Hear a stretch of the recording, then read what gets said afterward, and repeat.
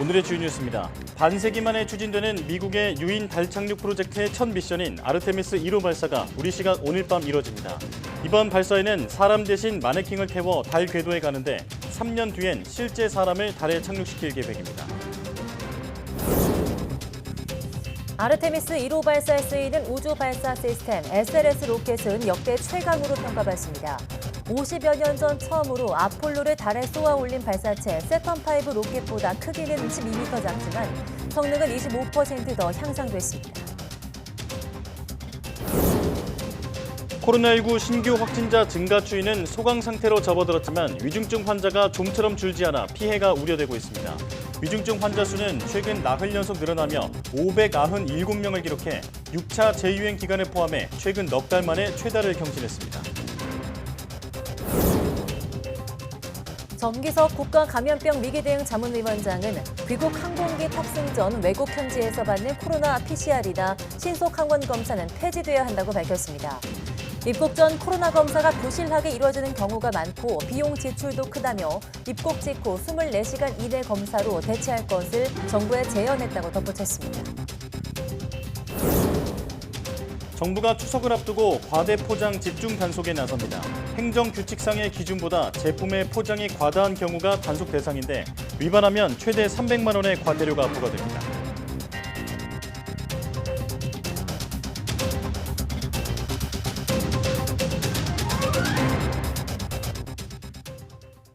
여러분 안녕하십니까? 사이언스 투데이 시작합니다. 미국의 유인 달 착륙 계획의 첫걸음인 아르테미스 1호가 우리 시각 오늘 밤에 발사됩니다. 네, 이번에 사람 대신 마네킹을 태우고 달로 향하지만 2025년엔 사람을 달에 착륙시킬 계획입니다. 보도에 최소라 기자입니다.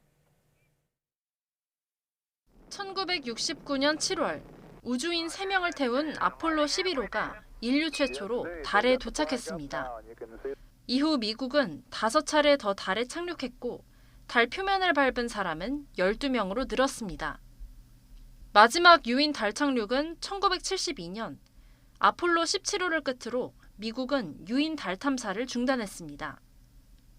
그리고 53년 만인 2025년 다시 달에 사람을 보낼 계획을 내놨습니다.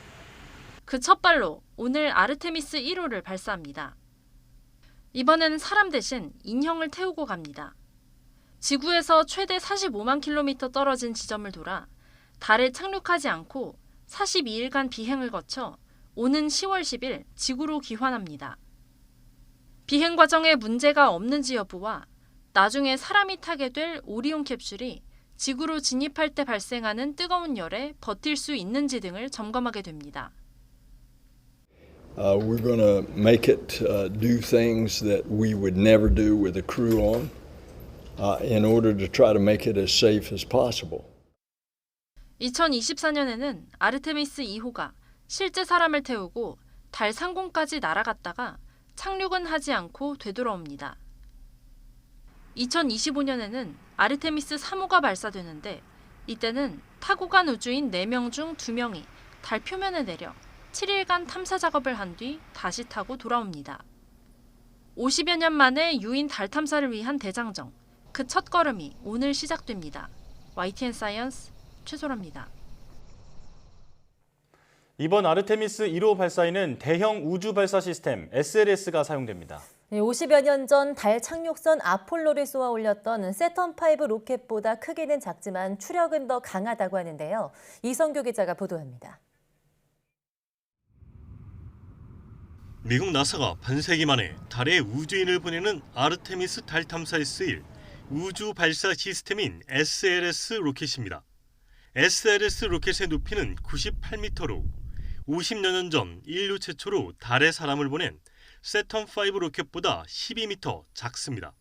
크기는 작지만 추력은 SLS가 세턴5보다 오히려 15% 더 강합니다. 이뿐만 아니라 로켓의 성능을 가늠하는 추력 대비 중량비도 SLS가 세턴5보다 25% 더 높습니다. 그러니까 추력대 중장비가 세턴5보다 한 25%가 높다는 얘기는 그만큼 상대적으로 25% 작은 그 로켓으로 동일한 추력을 낸다 이렇게 보시면 될 것 같아서 기술적으로 훨씬 더 발전된 로켓이다 이렇게 말씀드릴 수가 있어요. SLS 로켓의 심장인 RS-25 엔진은 1단에 230톤짜리 4개가 장착됐습니다. RS-25 엔진은 과거 국제우주정거장까지 우주인을 운송했던 우주왕복선에 쓰였던 엔진으로 SLS 로켓에 적용하기 위해 엔진 컨트롤러와 노즐 장비 등을 업그레이드했습니다. 3단으로 구성된 세턴5와 달리 2단으로 구성된 SLS 로켓은 양옆에 고체 부스터를 장착했습니다. 고체 부스터는 발사 후 약 2분 동안 로켓 추력의 75%를 담당합니다. The 5-segment solid rocket boosters are the largest, most powerful boosters ever built for flight. Each booster will produce more than 3.6 million pounds of thrust, launching the Artemis missions to the moon. SLS 로켓은 사람 대신 마네킹 3개를 오리온 우주선에 태워 아르테미스 달 탐사에 첫 발을 내디딜 예정입니다. 이어 2024년 유인 달 궤도선 발사에 이어 오는 2025년 아폴로 17호 이후 53년 만에 유인 달 착륙에 나섭니다. 나사는 3차례의 발사 이후엔 현재보다 더 성능이 향상된 SLS 블락 1B와 블락 2를 개발해 화성 등 차세대 우주 탐사에 활용할 계획입니다. YTN 사이언스 이성규입니다. 코로나19 신규 확진자 수는 6일 연속 줄어들면서 감소 추세를 보이고 있지만 위중증 환자는 600명에 육박해 넉 달 만에 최다 수치를 기록했습니다. 29일 0시 기준 위중증 환자는 597명으로 지난 4월 26일 이후 125일 만에 가장 많고 6차 재유행 이후 최다치 기록도 깼습니다. 전문가들은 위중증 환자 수가 확진자 추이와 2, 3주 간격을 두고 나온다고 경고했는데 감소세를 보이는 확진자 수와 달리 위중증 환자 수는 최근 나흘 연속 늘어나며 증가 추세를 이어가고 있습니다. 정기석 국가감염병 위기대응 자문위원장은 항공기 탑승 전 해외 현지에서 받는 코로나 검사를 폐지해야 한다고 밝혔습니다. 정 위원장은 감염병 자문위 설명회에서 귀국 전 다른 나라에서 출발 48시간 전이나 24시간 전에 하는 PCR 검사와 신속항원 검사는 궁극적으로는 폐지하는 게 맞다고 말했습니다. 그렇지만 시기와 방법을 잘 조정해야 하고 궁극적으로는 입국 직후 24시간 내 검사로 대체할 것을 정부에 제언했다고 덧붙였습니다. 정 위원장은 입국 전 코로나 검사가 굉장히 부실하게 이루어지는 경우가 많고 비용 지출도 크다며 검사 정확성과 효용성, 개인 부담을 생각해 폐지로 위원회의 의견을 모았다고 설명했습니다.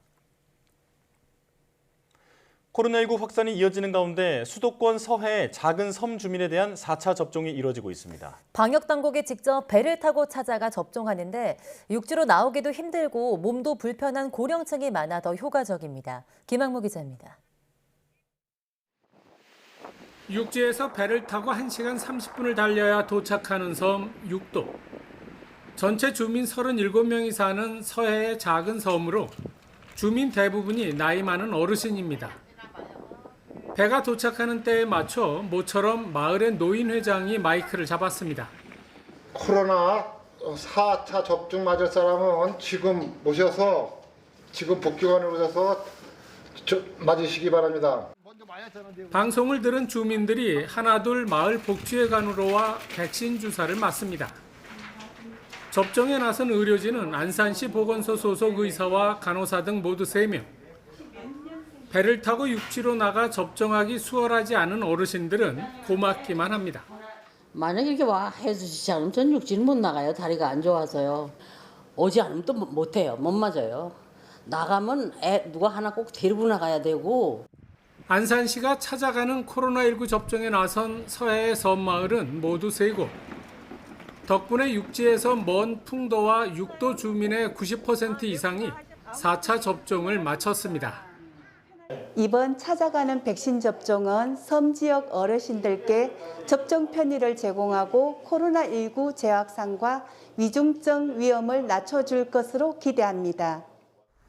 안산시는 이번 코로나19 접종뿐 아니라 민원 상담과 서류 발급 등을 위해서도 섬 주민들을 위한 찾아가는 행정 서비스를 늘릴 방침입니다. YTN 김학무입니다. 올해 지구촌엔 무더위와 물난리로 고생하지 않은 나라가 없을 지경이지만 파키스탄의 홍수 피해는 정말 심각합니다. 석 달 동안 끊임없이 내린 비로 1,000명 넘게 목숨을 잃었고 이재민은 3천만 명이 넘었습니다. 류재복 기자가 보도합니다. 삼킬 듯 휘몰아치는 물살 위로 헬리콥터가 다가갑니다. 바위 위에 표류한 소년을 구하기 위해서입니다. 몇 번의 시도 끝에 소년은 무사히 헬리콥터에 올라탑니다. 바다로 변한 마을, 가재도구만 겨우 챙긴 일가족이 목까지 차오르는 물살을 가르며 나아갑니다. 소중한 보금자리는 이미 물속으로 사라졌습니다. ये सामान ले आ रहे हैं हम खुद घर उधर पानी में डूब गए हैं कोई सामान कैसे तरीके से आएगा सामान तो हम खुद देखो कैसे क्या हालत में ले आ रहे हैं 무시무시한 흙탕물에 100만 채 가까운 집이 사라졌습니다. 어린이 350명을 포함해 1000명 넘는 사람이 목숨을 잃었습니다. 이재민은 3,300만 명이 넘습니다. 몬순 우기라 비가 많이 내리는 시기지만 올해엔 평소에 배가 넘는 폭우가 쏟아졌습니다. 물난리를 피해 탈출하려는 줄이 길게 이어졌습니다. 한 명이라도 더 태우려 안간힘을 쓰지만 지옥을 벗어나려는 사람들이 너무 많습니다. ज़मींदारों के पास रखा हुआ जो सीड है वो भी नहीं होगा, खाने के लिए कुछ नहीं है, तो गवर्नमेंट के लिए तो दुश्वारी पेश आएगी। 농작물 대부분이 물에 잠겨버려 당장 먹을거리 구하기도 막막합니다. 파키스탄에 닥친 10년 사이 최악의 기후재앙. 국제사회가 지원을 서두르고 있지만 물난리를 극복하기엔 버거워 보입니다. YTN 유재복입니다. 이처럼 올해 지구촌은 가뭄과 홍수 등 지구온난화로 인한 기상이변으로 몸살을 앓고 있습니다. 이런 지구온난화를 막으려면 일반적으로 나무를 많이 심어 이산화탄소 흡수를 늘려야 한다고 알려져 있는데요. 네, 맞는 말이지만 숲의 확대가 반드시 온실가스 저감으로 이어질지는 미지수입니다. 임수근 기자가 보도합니다. 기후변화와 온난화로 지구촌 빙하가 빠르게 사라지고 있습니다. 알프스 빙하가 하루 5cm씩 줄어들고 얼음층의 두께도 점점 얇아지고 있습니다. In the last 15 years, 20 years, the glacier changed a lot. You can imagine that here the glacier go down more than 10 meters. 전체의 85%가 빙상으로 덮인 그린란드를 비롯해 북극권에서도 얼음이 녹은 자리에 초지와 숲이 생기고 있습니다. 최근 조사에 따르면 북극권 8,000km에 걸쳐 툰드라 안쪽으로 숲이 확장하고 있습니다. 대기 중 고농도의 이산화탄소가 비료 역할을 하면서 나무 성장을 촉진하고 있습니다. 문제는 숲의 확장이 지구온난화 해결의 구세주가 아닐 수 있다는 것입니다. 물론 북극권의 신생숲은 1970년대 이후 벌채로 18%나 감소한 아마존 산림의 역할을 대신하고 있습니다. 또 나무는 이산화탄소를 흡수하면서 한 그루당 매일 100리터의 물을 증발시켜 대기 온도를 낮춥니다. 그러나 침엽수는 빛 반사율이 0.08로 빙하의 10분의 1에 불과해 태양에너지 대부분을 흡수해 열로 방출하고 있습니다. 특히 고위도의 나무들은 성장이 느려 온난화를 부추기는 것으로 나타났습니다. 숲은 탄소를 빨아들이는 스펀지가 아니다. 숲이 지구 온난화를 구할 수 있을지는 더 연구가 필요하며 아직 맹신은 금물이라고 과학자들은 조언하고 있습니다. YTN 임수근입니다. 카페에서 일회용 컵 사용을 줄이자는 환경 캠페인이 시작됐습니다. 다회용 컵 무인 반납기가 서울 시내 800여 곳에 확대 설치되는 등 이용 편의성도 크게 개선될 전망입니다. 최명신 기자입니다. 지난 수요일 서울광장에서 열린 제로카페 무료 시음 행사. 환경부와 서울시 국내 대형 커피업체 7곳이 올해 안에 일회용 컵 1000만 개를 줄이자는 목표로 한자리에 모였습니다. 보증금 1,000원을 내고 다회용 컵을 받은 뒤 원하는 브랜드의 음료를 무료로 마실 수 있어 시민들의 호응이 뜨거웠습니다. 무료로 이용할 수 있어서 너무 좋았고요. 환경에도 이바지할 수 있다는 생각에도 좀 뿌듯한 마음이 들었습니다. 다 마신 컵은 무인 반납기가 설치된 카페라면 어느 곳이든 현금이나 포인트로 환불 가능합니다. 꼭 3대서 반납하지 않고 여러 군데서 반납을 할 수 있어서 동참하기에 더 쉬운 것 같습니다. 서울시는 지난해 11월부터 지난 2월까지 시청 인근 19개 매장에서 다회용 컵 사용 시범 사업을 추진해 일회용 컵 32만 5천 개 사용을 줄였습니다. 이 기간 다회용 컵 반납률은 80%에 달합니다. 이 같은 성과를 바탕으로 연말까지 유동인구가 많고 카페가 밀집된 20개 거점 지역에 다회용 컵 무인 반납기 800대를 설치하기로 했습니다. 일단 시작은 커피숍이 밀집해 있는 지역 20개 거점 지역을 중심으로 해서 앞으로 이 다회용기 무인 반납기를 점차적으로 800개에서 시작해서 서울시는 특히 다회용 컵 세척장 운영을 지역 자활센터와 협력하기로 해 지역사회 일자리 창출과 저소득 주민의 자립 지원에도 기여할 것으로 기대됩니다. YTN 최명순입니다. 막걸리 하면 예부터 전해온 서민의 술이라는 이미지가 강하죠. 네, 그런데 이 막걸리가 중년의 술이라는 이미지를 벗고 젊은 애주가들의 입맛까지 사로잡는 술로 거듭났는데요. 이른바 탄산 막걸리입니다. 김인성 기자입니다.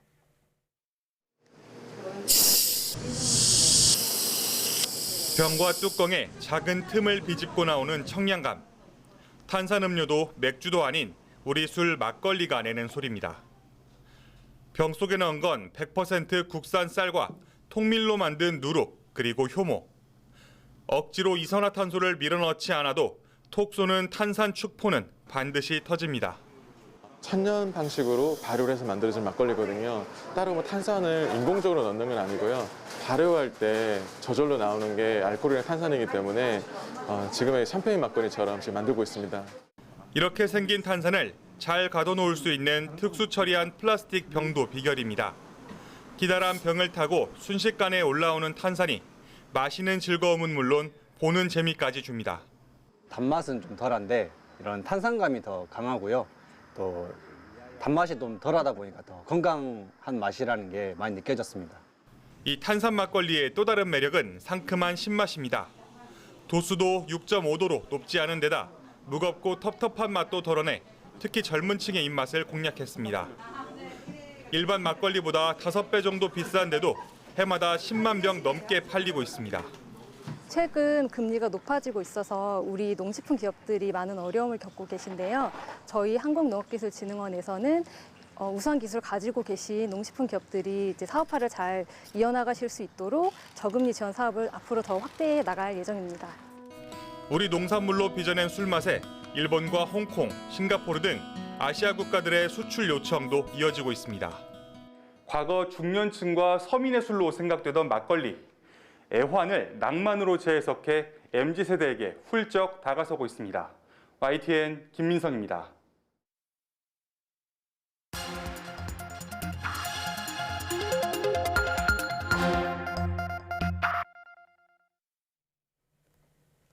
다양한 분야의 이슈를 과학기자의 시각으로 들여다보는 사이언스 취재파의 시간입니다. 네, 오늘은 최소라 기자와 함께합니다. 어서 오세요. 안녕하세요.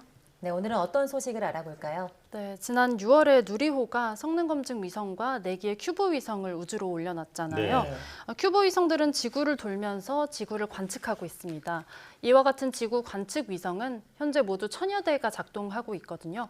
매년 200대씩 더 늘고 있을 정도로 크게 성장하고 있는 우주산업 분야 중 하나입니다. 그런데 이제는 단순히 위성을 우주로 보내는 것뿐 아니라 위성이 보낸 정보를 분석해서 새로운 가치를 창출하는 산업까지 주목받고 있습니다. 그래서 오늘은 위성 데이터 분석 기술에 대한 이야기 준비했습니다. 네, 이렇게나 많은 위성이 지구를 보고 있을 줄은 잘 몰랐는데요. 그렇다면 이 위성들은 구체적으로 어떤 정보를 보내오나요? 네, 보내오는 정보는 위성 종류에 따라서 천차만별이긴 한데요. 우리 눈에 그대로 보이는 가시광선으로 지구의 모습을 찍어서 보내오기도 하고요. 적외선이나 근적외선, 마이크로파 등 우리 눈으로는 볼 수가 없는 파장 정보를 보내오기도 합니다. 이런 데이터를 이용하면 우리는 위성 사진으로 이루어진 지도를 볼 수도 있고요. 또 기상 관측이나 예보도 이런 위성 사진을 기반으로 이루어지고 있습니다. 또 산불이나 홍수 피해와 같은 각종 재난 상황도 알 수 있습니다. 네, 예를 들어서 현재 심각한 가뭄을 겪고 있는 유럽의 위성 영상을 보면 또 알 수 있는데 최근에 영국을 촬영한 위성 영상을 보면요. 한 달 뒤에 또 같은 지역을 촬영했더니 그 사이에 가뭄 때문에 땅이 갈색으로 변한 것을 볼 수 있다고 합니다. 또 독일의 경우는요. 라인강을 촬영한 위성 영상을 준비했는데 강의 수위가 1년 전보다 크게 줄어든 것이 위성 영상에 잘 나타나고 있더라고요. 정말이네요. 네, 이처럼 넓은 지역을 직접 가보지 않더라도 관측할 수 있기 때문에 이런 위성 영상이 유용하고요. 또 이 밖에 핵실험을 탐지한다든가 하는 군사 목적으로도 활발하게 활용되곤 합니다. 전문가에게 직접 들어보시겠습니다. 네, 일반적으로 우리가 위성 영상이라고 생각을 하면은 저희가 사람이 눈으로 보는 RGB 영상을 생각을 하시는데 그 외에도 이제 더 많은 정보를 획득할 수 있는 여러 종류의 위성 영상을 동시에 활용을 해서 분석을 하게 되면은 예를 들어 한 영상이 구름에 가려 있더라도 다른 영상이 그 정보를 탐지를 해서 이렇게 더 많은 정보를 얻을 수가 있습니다. 네, 뭐 기후 대응 또 군사 목적 정말 다양한 방법으로 사용이 되고 있는 것 같은데 그 인공지능을 접목해서 기존에 알 수 없었던 새로운 정보들도 얻고 있나요? 네, 그렇습니다. 위성 영상 인공지능 분석 기술이라고 하는데요. 육안이나 컴퓨터 분석만으로는 굉장히 오랜 시간이 걸렸던 위성 영상 분석을 더 빠르고 정확하게 해낼 수가 있습니다. 예. 위성 영상이 일반 사진들보다 촬영 면적이 매우 넓기 때문인데요. 사진 한 장에 100제곱킬로미터, 그러니까 서울시의 구 4개 정도가 되는 넓은 면적을 담고 있기도 하거든요. 그래서 위성 사진 가운데 해상도가 높은 거는 픽셀이 1억 픽셀이 넘는다고 합니다. 네. 그래서 일일이 분석하고 처리하는데 오래 걸리기 때문에 위성 영상을 여러 건을 머신러닝 기법으로 학습시킨 인공지능의 도움을 받는 겁니다. 전문가에게 들어보시죠. 위성 영상의 방대한 양이나 데이터의 크기를 고려했을 때 인간이 직접 분석하는 데는 굉장히 많은 시간과 노력이 들어가기 때문에 한계가 있고요. 그러다 보니 컴퓨터를 이용해서 이제 분석을 하게 되는데 최근에는 인공지능 기술의 결합으로 인하여 이전보다 분석 정확도도 향상되고 처리 속도도 향상되어서 보다 많은 이제 활용이 될 수 있습니다. 또 인공지능을 이용해서는 영상 분석을 더 빨리 할 수 있는 것뿐 아니라 기존에는 얻어낼 수 없었던 새로운 정보들도 얻을 수 있는데요. 미국의 인공지능 스타트업 오비탈 인사이트는요, 위성 영상을 분석해서 각국의 원유 저장량을 알아내는 데 성공했다고 밝혔습니다. 원유 저장소의 덮개와 지붕 그림자 사진을 인공지능으로 분석을 해서 얻은 결과였습니다. 이 회사는 원유의 일일 변동량까지 측정을 하는 것을 넘어서 향후 수요량까지 정확히 예측했다고 합니다. 이때 사우디아라비아와 중국의 원유 비축량이 정부의 공식 발표의 2배가 넘는다는 사실을 공개하기도 했습니다. 또 미국의 대표적인 인테리어 체인 기업이 또 매장 입지를 선정하는데 이 오비탈 인사이트의 분석을 활용하기도 했는데요. 그 결과 15개 지역에서 경쟁사인 홈디포를 넘어서고 시장 점유율을 높이는 데 성공했다고 합니다. 그렇군요. 그러니까 그전에는 그냥 사진만 보내오는 정도였던 것을 이제는 인공지능을 통해서 좀 더 가치 있는 정보로 이제 바꿔 나가고 있는 이제 그런 단계라고 볼 수 있겠는데, 자, 이제 오늘 주제가 나옵니다. 바로 이런 가운데 위성 영상 인공지능 분석 분야에서 우리 연구진들이 좋은 성과를 냈다면서요? 네, 그렇습니다. 국내 연구팀이 최근 인공지능 영상 분석 기술의 우수성을 겨루는 국제 대회에서 우승했다는 소식이 전해졌습니다. 네. 한국항공우주연구원이 아마존 열대우림에서 이뤄지고 있는 삼림 벌채를 정확하게 분석하는 기술을 개발했는데요.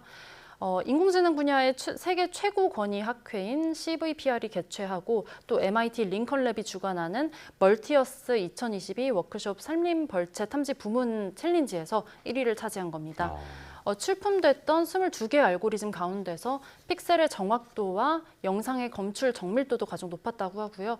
모델이 예측했던 벌채 영역과 실제 영역이 얼마나 정확히 겹치는지도 이런 지표도 가장 우수해서 최종 우승을 차지했습니다. 연구팀은 제공됐던 영상 1,000만여 건 가운데 유효한 영상 10만 건을 추린 뒤에 머신러닝 기법으로 모두 학습을 시켜서 정확도를 91% 이상까지 끌어올렸다고 말했는데요. 직접 들어보시겠습니다. 1,000만 개 모두가 다 유용한 데이터라고 생각을 하지 않았기 때문에 일단 시간의 범위에 속하지 않는 애들을 1차적으로 걸렀었고요. 두 번째는 저희가 이제 과학지수라고 해서 이제 식생지수 그리고 산림 화재지수 이런 비율지수 이런 것들이 있거든요. 그래서 그런 밴드에 해당하는 것들로 다시 선정을 해서 연구팀은 이번 기술을 이용하면 산림 벌채뿐 아니라 홍수나 가뭄, 심지어 싱크홀과 같은 집안 침하도 인식할 수 있다고 말했습니다. 또 개발된 기술을 항우연이 운용하고 있는 다목적 실용위성이죠. 아리랑 위성의 영상을 분석하는 데 적용할 예정입니다. 네, 세계적으로 각광받고 있는 분야에서 우리 연구진이 또 의미 있는 성과를 냈다고 하니까 자랑스럽습니다. 굳이 위성을 갖고 있지 않더라도 이 위성 영상을 구매해서 고부가 가치를 창출할 수 있는 분야이기 때문에 국내에서도 좀 활성화됐으면 좋겠는데요. 네, 그렇습니다. 우리 정부는 지난 6월에 공공 민간 분야의 위성정보 빅데이터 활용을 지원하는데 올해부터 2026년까지 439억 5천만 원을 투입하겠다고 밝혔습니다. 이 가운데 인공지능 기술과 연계를 강화해서 위성정보를 다양화하고 또 새로운 부가가치를 만들도록 하는 내용도 포함이 됐습니다. 말씀하신 것처럼 천리안이나 아리랑과 같은 우리나라 위성이 아니더라도 해외 위성 데이터가 상업적으로 판매되고 있는데 현재는 이런 서비스를 제공하는 위성들이 세계 270여 기 수준입니다. 그런데 2030년까지 550여 기로 증가할 것으로 국내 시장 조사 업체가 전망했습니다. 위성 정보 부가가치 서비스 시장 규모도 현재는 3조 원 수준이라고 하는데 꾸준히 성장해서 2030년에는 6조 원이 넘을 것으로 전망되고 있습니다.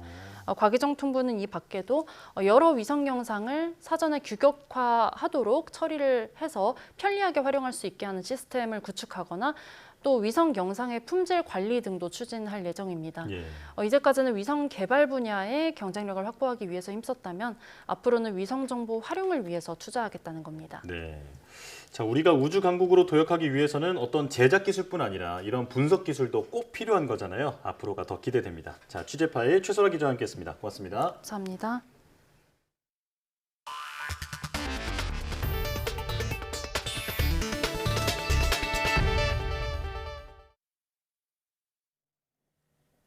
환경부는 추석 명절을 앞두고 전국 각지에서 과대포장 집중 단속을 벌여 위반 대상자에게 최대 300만 원의 과태료를 부과하기로 했습니다. 이번 집중 단속은 다음 달 16일까지 이루어지는데 제품의 포장 횟수가 과다하거나 제품의 실제 크기에 비해서 포장이 지나치게 큰 경우 등 행정규칙상 정해져 있는 기준에 따라 이루어집니다. 집중 단속은 시도 또는 시군구 공무원이 간이 측정법에 따라 측정한 결과 기준 위반이 의심되면 제품의 제조, 수입 판매자에게 한국환경공단 등 전문 검사기관에서 검사를 받고 결과를 제출하도록 명령을 내리는 방식으로 진행됩니다. 최근 이동통신 3사가 앞다퉈서 5G 중간 요금제를 출시했습니다. 통신비 부담을 줄이는 데 동참해달라는 정부의 요구에 응한 건데요. 정작 가격표를 보니 소비자들을 위한 선택지가 많이 늘어나진 않았다는 볼멘 소리도 나오고 있습니다. 윤혜리 기자가 보도합니다. 기존 통신 3사의 5G 요금제입니다. 월 5만 5천 원에 데이터 10기가를 쓰거나 월 7만 원에 데이터 100기가를 쓰는 선택지 2개뿐입니다. 데이터를 10기가 이상 사용하고 싶으면 울며 겨자 먹기로 더 비싼 요금제를 선택할 수밖에 없었습니다. 그런데 최근 새로운 가격표가 등장했습니다. SK텔레콤은 월 5만 9천 원에 24기가를 제공하는 중간 요금제를 출시했습니다. KT는 월 6만 1천 원에 30기가를, LG U+는 같은 가격에 1기가 더 늘려 31기가를 제공하는 요금제를 신설했습니다. 윤석열 정부의 대선 공약이었던 가계 통신비 완화 노력에 통신사들이 일제히 호응한 겁니다. 이제는 국민의 필수제인 통신 서비스의 접근권 제고 및 선택권 확대를 위해 이용자 수에 맞는 5G 요금제가 출시될 수 있도록 적극적으로 노력해야 할 시점이라고 생각합니다. 소비자들의 반응은 엇갈립니다. 월 몇천 원이라도 통신비를 아낄 수 있다는 의견도 있지만 와이파이로 얼마든지 데이터를 조금 더 줄일 수 있는 여지가 있고 하다 보니까는 한 월 24기가 정도면 충분히 커버가 가능할 것 같았고, 그리고 실질적으로 제가 이제 그 요금이 한 7, 8천 원 세이브 될 거라는 얘기를 들었는데 그 정도라도 어딘가 싶어서. 정작 30기가 이상 데이터를 사용하는 소비자들에게는 큰 혜택이 없다는 볼멘 소리도 나옵니다. 좀 가성비가 떨어진다는 생각이 들어서 저는 바꾸지 않을 것 같습니다. 가격 차이가 14,000원인데 제공되는 기가 수가 약 120기가 정도 차이가 나다 보니까. 하지만 통신사들도 이유는 있습니다. 5G 이용자들의 데이터 사용량을 조사해보니 평균적으로 26에서 27기가를 가장 많이 사용하고 있다는 겁니다. 시민단체들은 소비자들의 선택권을 보장하기 위해 더욱 다양한 구간대 요금제 신설이 필요하다고 지적했습니다. 24기가에서 30기가 그 정도 이제 사용하시는 분들 정도는 이번 중간 요금제에서 이제 선택하실 수 있는 선택지가 늘었지만 그 이상의 고객들 뭐 50기가라든지 60기가 정도 쓰시는 분들은 또 선택지가 여전히 없고 5G가 상용된 지 3년이 지났지만 여전히 요금제 선택폭은 제한적인 상황. 정부는 소비자 선택권 보장과 통신비 절감을 위해 통신사들과 5G 요금 세분화를 지속적으로 협의해 나가겠다는 계획입니다. YTN 윤혜리입니다. 미국의 전기차 보조금 제도 개편 문제를 협의할 정부 대표단이 출국했습니다. 산업통상자원부는 통상과 외교부처의 실국장급으로 구성된 정부 대표단이 2박 3일 일정으로 미국 워싱턴 DC를 방문한다고 밝혔습니다. 대표단은 미국이 자국 산업 보호를 위해 제정한 인플레이션 감축법과 반도체 지원법 때문에 국내 자동차, 배터리, 반도체 업계에 피해가 우려되는 만큼 미국 행정부와 의회 인사를 만나 협의할 계획입니다. 미국의 인플레이션 감축법은 전기차 보조금 지급 요건을 올해부터 북미에서 최종 조립된 전기차로 한정해 우리나라가 수출하는 전기차는 대당 1,000만 원의 보조금 혜택을 받을 수 없을 전망입니다. 이창양 산업통상부 장관이 한국산 차량을 전기차 보조금 지원 대상에서 제외한 미국의 인플레이션 감축법이 한미 FTA와 세계무역기구 규정에 위반될 가능성이 크다고 밝혔습니다. 이 장관은 국회 상임위에서 인플레이션 감축법이 한미 FTA나 WTO 규정을 위반했느냐는 질문에 위반 소지가 크다며 필요한 경우 WTO 제소 절차를 진행하겠다는 입장을 재차 확인했습니다. 또 같은 상황인 일본이나 유럽연합 등과 공조할 가능성도 있다며 오는 11월 미국의 중간선거 이후 상황이 변할 수 있다고 예상했습니다.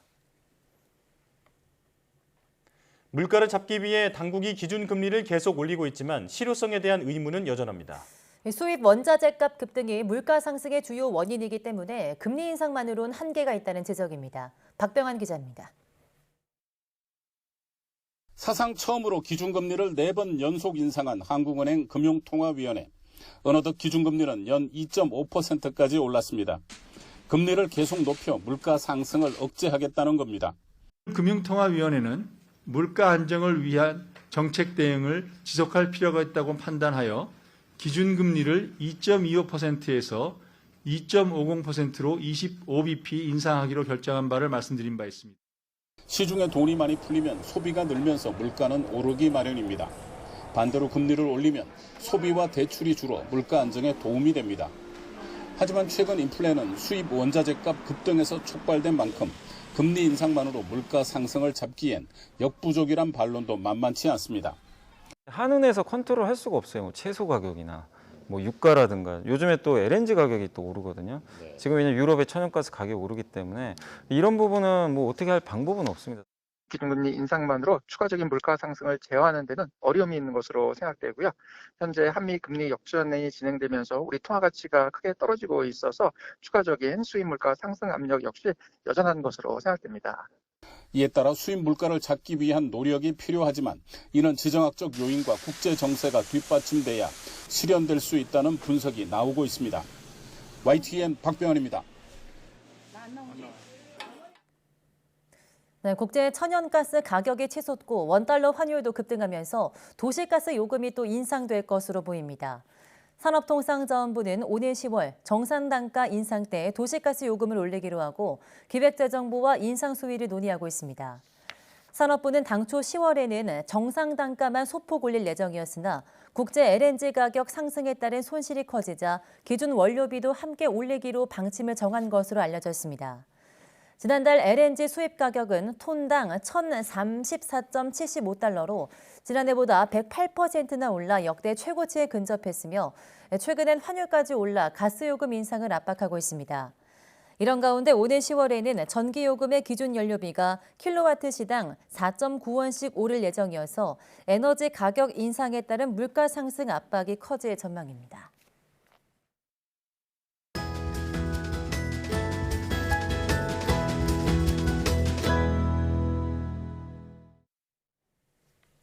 현대인들이 많이 호소하는 고통 가운데 하나가 목과 어깨가 늘 뻐근하고 때로는 뒷머리도 당기는 경추질환 증상입니다. 특히 이른바 거북목 증상으로 고생하는 분들이 많은데요. 네, 오늘 내문보고서에서는 거북목이 무엇인지 그리고 그 원인과 예방법은 무엇인지에 대해서 알아보겠습니다. 강남 세브란스병원 재활의학과 박종현 교수님 나오셨습니다. 어서 오세요. 안녕하세요. 네, 나오셔서 고맙습니다. 자, 교수님이 언제부턴가 그 거북목이라는 얘기를 주변에서 참 많이 하는 것 같습니다. 네. 이 거북목 혹은 또 거북목 증후군 정확히 어떤 질환인지 설명부터 해주시죠. 거북목 혹은 거북목 증후군이라고도 하는데요.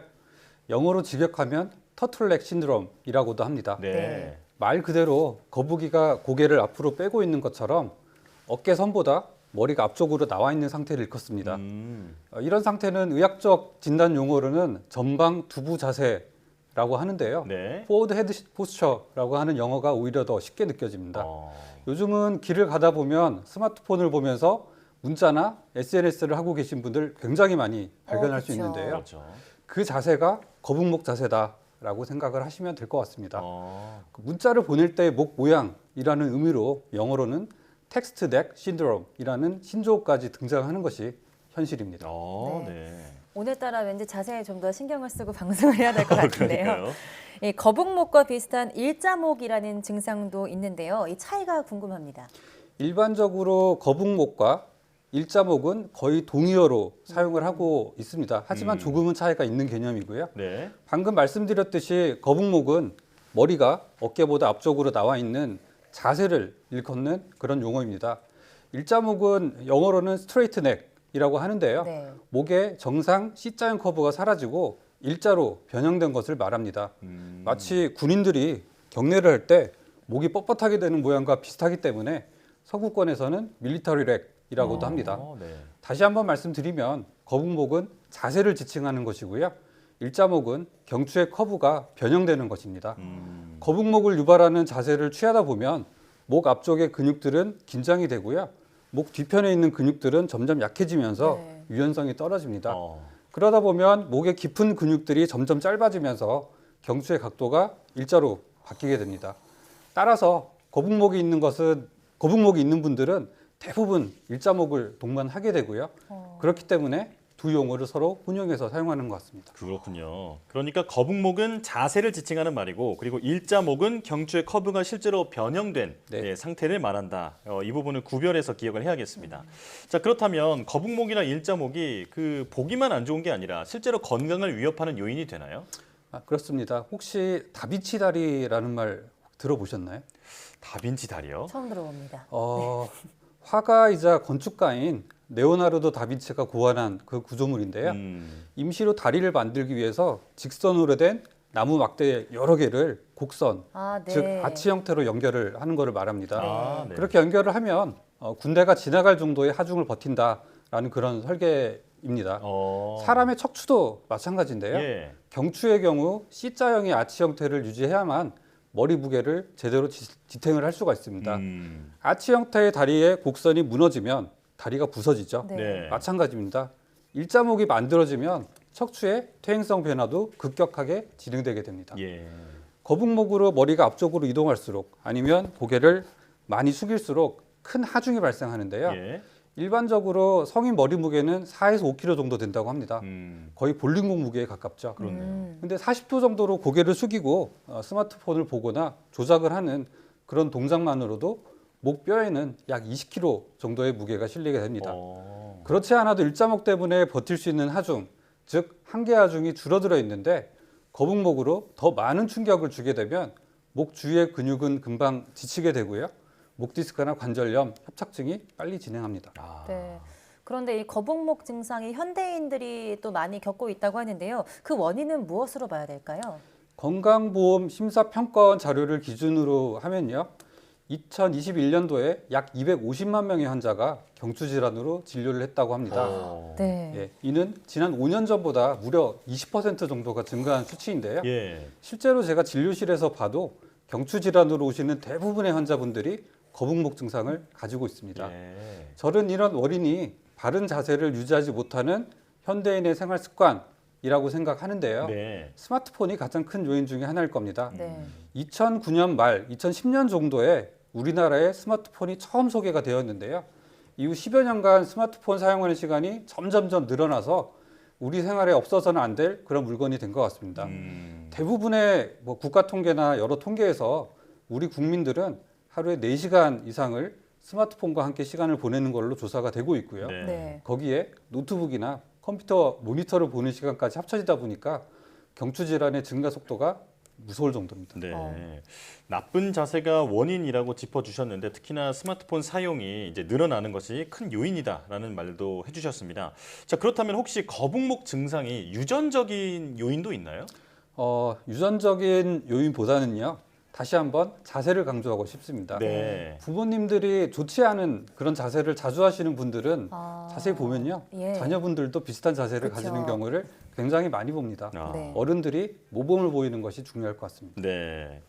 자, 그렇다면 이제 거북목과 일자목을 포함해서 목에 나타나는 이런 질환들이 그냥 목뿐만 아니라 다른 신체에도 영향을 줄 수 있나요? 네, 그렇습니다. 우리 몸은 두개골부터 척추, 골반, 고관절, 무릎, 발까지 다 연결이 되어 있습니다. 예. 몸의 기둥을 이루고 있는데요. 이 중에 하나라도 자세가 무너지게 되면 모든 부위가 다 영향을 받을 수가 있습니다. 거북목, 일자목이 있으신 분들에게 경추성 두통이라는 질환이 굉장히 흔하고요. 라운드 숄더라고 해서 어깨가 구부정한 자세도 흔히 동반이 됩니다. 예. 그런 자세가 발생하게 되면 오십견이나 충돌증후군 같은 어깨 질환도 동반되는 경우가 많고요. 거북목이 생기게 되면 무게중심이 앞쪽으로 이동을 하는데 이를 보상하기 위해서 척추가 과도하게 뻣뻣해지거나 골반이 틀어지는 경우도 자주 보는 것 같습니다. 네. 이 거북목과 일자목이 뭐 다 큰 성인들도 좀 안 좋지만 청소년들한테는 더 안 좋을 것 같아요. 청소년기가 정말 문제인 네. 것 같습니다. 청소년기 중에서 특히 초등학교 고학년, 중학교 요 시절에 척추의 성장이 가장 많이 이루어지게 되는데요. 네. 특히 이 시기에는 거북목이나 일자목이 척추의 바른 성장에 영향을 주게 됩니다. 등에 메고 다니는 책가방이 무겁다 보니까 무게중심을 맞추려고 고개가 이렇게 앞으로 나오게 되고요. 네. 그런 거북목이 되고요. 또 요즘은 학생들도 스마트폰을 많이 사용하지 않습니까? 네. 스마트폰을 너무 많은 시간 사용하다 보니까 거북목이 발생하기 더 좋은 환경이 조성되고 있는 사정입니다. 거북목이 있으면 어깨가 구부정해지는 라운드 숄더가 동반되는 경우가 대부분이고요. 등이 굽어지는 흉추, 후만증 모양을 보이는 경우도 많습니다. 척추 측만증이 있는 청소년들 대부분이 거북목을 가지고 있다라는 것도 참고해 보시면 좋을 것 같습니다. 뭐 예를 들어서 설명을 드리면요. 찰흙으로 빚어서 단단하게 구워내는 도자기 있잖아요. 네. 그 도자기에 비유한다면 청소년기의 척추는 찰흙과 같은 상태입니다. 모양을 망가뜨리는 것도 쉽고 바로 잡는 것도 쉽지만 이게 한번 잘못돼서 습관으로 굳어져 버리면 나중에는 되돌리기가 힘들게 되는 네. 거죠. 청소년기의 바른 자세가 평생을 가기 때문에 청소년기의 자세는 아무리 강조해도 지나치지 않습니다. 예, 특히 성장기 아이들이 이 자세에 더 조심해야 한다. 이렇게 정리할 수 있겠습니다. 자, 그렇다면 이번엔 그 스스로 내가 거북목인지 진단해 볼 수 있는 방법을 좀 알려주시죠. 이게 앵커분도 귀걸이를 지금 걸고 계신데요. 네. 일단 좀 길게 늘어지는 그런 네. 귀걸이를 귀에 걸었다고 가정을 해보겠습니다. 대부분의 상의는 어깨에 이렇게 봉제선이 있어요. 네. 이 봉제선이 있는데 그 귀걸이가 봉제선 위로 떨어지면 바른 자세입니다. 만약에 봉제선보다 그 귀걸이가 앞으로 나와 있다. 그러면 지금 거북목을 하고 있다. 이렇게 판단하시면 될 것 같습니다. 아, 그렇군요. 네. 귀걸이를 길게 이제 늘어뜨린 분들 같은 경우에는 손쉽게 알 수 있을 것 네, 같습니다. 맞습니다. 네. 자, 그렇다면 이번엔 목 건강을 위해서 지켜야 하는 자세, 그리고 또 피해야 하는 자세도 짚어주시죠. 거북목은 머리가 어깨보다 앞으로 나와 있는 특정한 자세를 지칭하는 말이라고 말씀드렸고요. 네. 대부분의 경추 질환은 바로 그 거북목에서 시작을 합니다. 따라서 그 자세를 피하는 것이 굉장히 중요하고요. 경추 질환을 포함한 대부분의 근골격 질환은 누적 외상성 질환이라고 설명을 할 수가 있는데요.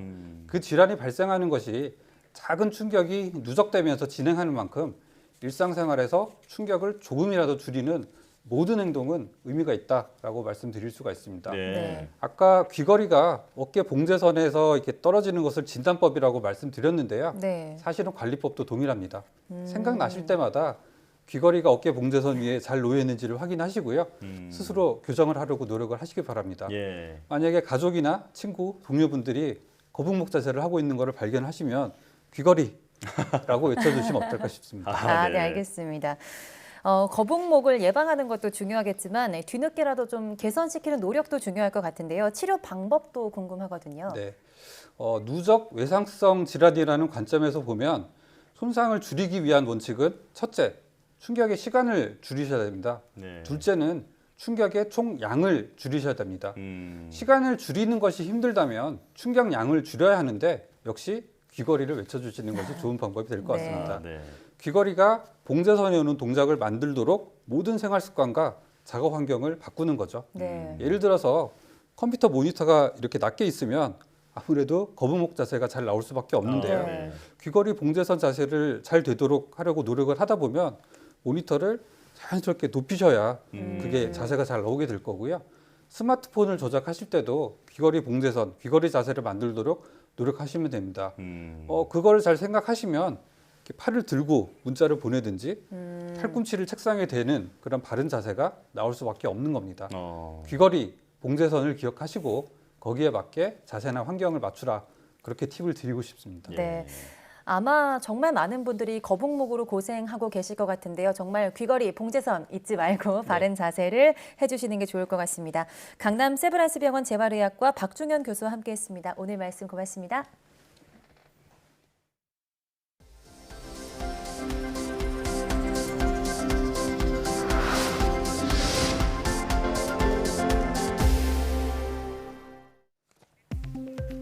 국내 연구진이 헌팅턴병 환자의 뇌기능 장애 원인을 규명했습니다. 키스트 뇌과학연구소는 헌팅턴병 환자의 뇌 조직에서 시냅스 형성에 중요한 역할을 하는 FAK 단백질 활성이 현저히 감소하는 것을 발견했다고 밝혔습니다. 시냅스는 신경세포 사이의 연결 부위로 줄어든 FAK 단백질 활성이 정상적인 시냅스 기능을 방해해 헌팅턴병 초기 뇌 기능 장애를 일으킨다고 연구진은 설명했습니다. 헌팅턴병은 조절되지 않는 경련성 신체 움직임과 성격 변화, 치매 증상을 일으키는 뇌 질환으로 헌팅턴병 진행 과정 중 뇌 기능 장애 기전은 아직 정확하게 밝혀지지 않았습니다. 국내 연구진이 미생물에서 화학물질을 생산하기 위한 바이오 화학 반응을 총망라한 웹 기반의 합성 지도를 완성했습니다. 카이스트 이상엽 특훈 교수팀은 지난 2019년 발표한 바이오 기반 화학물질 합성 지도를 업데이트하고 웹 기반으로 제작해 누구나 쉽게 접근할 수 있도록 했다고 밝혔습니다. 사용자는 개발한 웹 기반의 합성 지도에서 제공하는 대화형 도구를 이용해 다양한 화학물질 생산으로 이어지는 생화학적 반응의 복잡한 네트워크를 분석할 수 있습니다. 카이스트는 롯데그룹으로부터 140억 원의 발전 기금을 유치했다고 밝혔습니다. 이번 발전 기금은 오는 2025년 하반기 준공 예정인 롯데카이스트 R&D 센터와 롯데카이스트 디자인 센터 건립에 활용됩니다. 롯데카이스트 R&D 센터는 탄소 중립을 실현하기 위한 협업형 연구 클러스터로 조성되며 롯데카이스트 디자인 센터에는 사회공헌 디자인 랩, 메타버스 디자인 랩 등이 설치됩니다.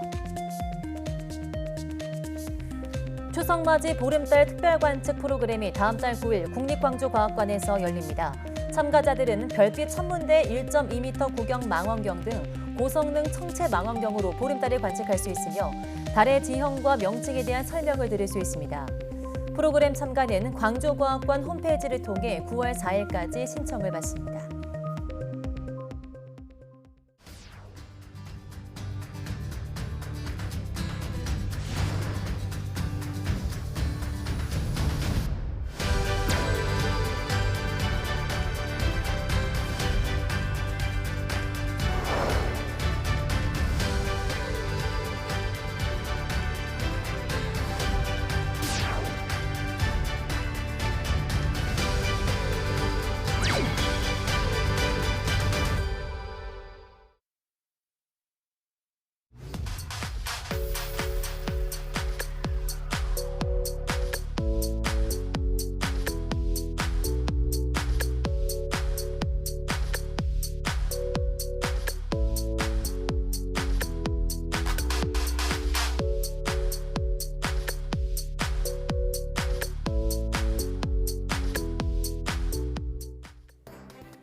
현대 인류가 많은 질병을 정복했다고 하지만 아직도 희귀 난치 질환으로 고통받고 있는 사람들이 많습니다. 그리고 이 같은 희귀 질환을 연구하고 신약 개발에 초석을 다지는 기관이 있습니다. 네, YTN 사이언스 K-사이언티스트 절분 출연 연구기관 특집 이번 시간에는 대한민국 바이오 산업을 선도하는 기관이죠. 한국생명공학연구원에 대한 이야기를 전해드립니다. 많은 시청 바랍니다. 뉴스 마치겠습니다. 함께해 주신 여러분 고맙습니다.